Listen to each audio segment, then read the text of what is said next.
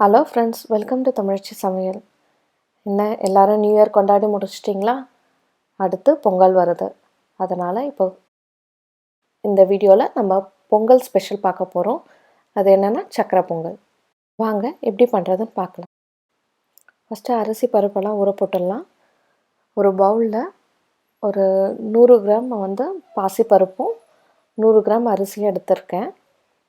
இது அரை கப்பு. நல்லா கழுவி எடுத்துக்கலாம். இதை கழுவியாச்சு.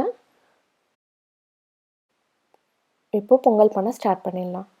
ஒரு குக்கரில் ஒரு 2 கரண்டி அளவுக்கு நெய் ஊற்றிக்கிறேன். நெய் காயட்டும். காஞ்சதுக்கப்புறமா கொஞ்சமாக பெருங்காயம் சேர்த்து நல்லா கலந்து விட்டுக்கோங்க.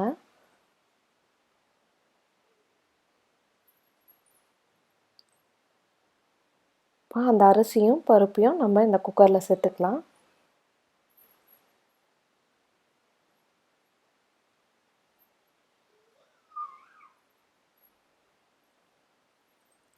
நல்லா கலந்து விட்டுக்கலாம். இப்போ நான் இந்த டம்ளரில் 3/4 டம்ளர் அரிசியும் 3/4 டம்ளர் பருப்பு எடுத்திருக்கேன். 1.5 டம்ளரு. இதுக்கு 4.5 டம்ளர் தண்ணி ஊற்றினோம்னா கரெக்டாக இருக்கும். அதனால் 4.5 டம்ளர் தண்ணி எடுத்துக்கிறேன் நான்.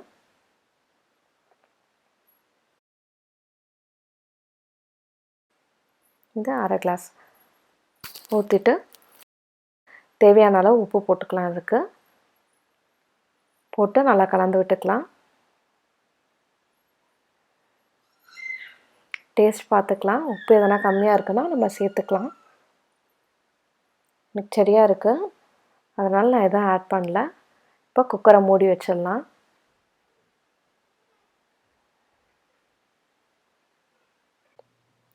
இது ஒரு 4 விசில் விட்டிங்கன்னா போதும். இது 4வது விசில். இது வாங்க வெல்லத்தை கரைச்சி எடுத்துக்கலாம். ஒரு கடாயில் ஒரு 1/4 கப் தண்ணி ஊற்றிருக்கேன். இது கூடயே நான் 1 கப் வெல்லம் ஆட் பண்ணிக்கிறேன். கிட்டத்தட்ட 200 கிராமு. நான் அரிசி 100 கிராமு, பாசிப்பருப்பு 100 கிராம் எடுத்திருக்கேன். அதனால் அதுக்கு ஈக்குவலாக வெல்லமும் சேர்த்துக்கிறேன். இது கரெக்டாக இருக்கும். உங்களுக்கு கொஞ்சம் வெல்லம் எக்ஸ்ட்ரா வேணும்னா அதுக்கேற்ற மாதிரி ஆட் பண்ணிக்கோங்க. இப்போ நல்லா கரைஞ்சாச்சு. இப்போ இது விசிலும் அடங்கிருச்சு. இப்போ இதை திறந்து பார்க்கலாம். இப்போது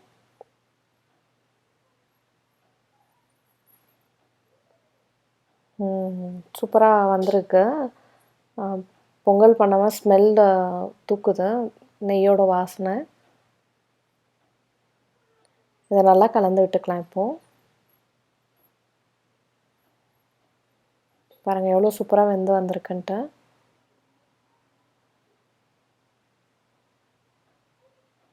இப்போது நம்ம கரைச்சி வச்சுருக்க வெல்லத்தை ஃபில்ட்ரு பண்ணி எடுத்துருக்கலாம். ஏன்னா அதில் கொஞ்சம் தூசியெல்லாம் இருக்கும், அதனால் நம்ம ஃபில்ட்ரு பண்ணிக்கணும்.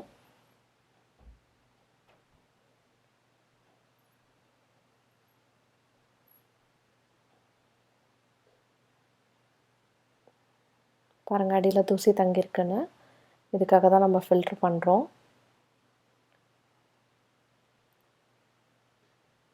இப்போ இதை நல்லா கலந்து விட்டுக்கலாம். கொஞ்சமாக ஏலக்காய் பொடியை இதில் சேர்த்துக்கிறேன் நான். நல்லா கலந்து விட்டுக்கலாம். கலந்ததுக்கப்புறமா ஸ்டவ் ஆன் பண்ணிக்கலாம். இப்போ நல்லா கலந்தாச்சு. இப்போ நம்ம ஸ்டவ் ஆன் பண்ணிக்கலாம். ஆன் பண்ணி சூடு ஏற்றிக்கலாம். அது கூடயே நம்ம முந்திரி பருப்பு வறுத்து எடுத்துக்கலாம். ஒரு சின்ன கடாய் வச்சுருக்கேன். அதில் ஒரு 2 கரண்டி அளவுக்கு நெய் ஊற்றிக்கிறேன்.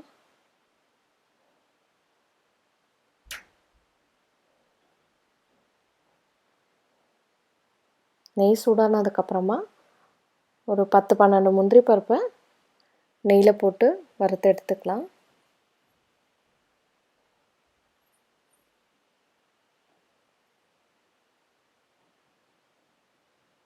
நல்லா செவந்துருச்சு. அது கூடயே இப்போ உலர்ந்த திராட்சையும் இதில் சேர்த்து வறுத்து எடுத்துக்கலாம்.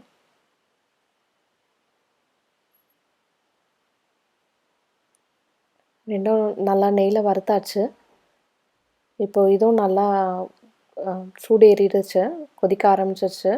பாருங்கள், தண்ணியெல்லாம் சுண்டிருச்சு எல்லாம். இந்த டைமில் நம்ம வறுத்து வச்சுருக்க முந்திரியும் உலர்ந்த திராட்சையும் இதில் சேர்த்து நம்ம கலந்து எடுத்துக்கலாம். இது ஆறிடுச்சுன்னா இன்னும் கட்டியாயிடும். அவ்வளோதான் ஃப்ரெண்ட்ஸ், முடிஞ்சிருச்சு. இந்த பொங்கலை இனிப்போடு நீங்களும் கொண்டாடுங்க. இந்த சக்கரை பொங்கல் உங்கள் வீட்லேயே நீங்கள் செஞ்சு பாருங்கள்.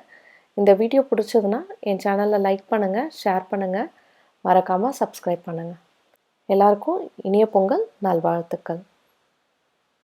தேங்க்ஸ்.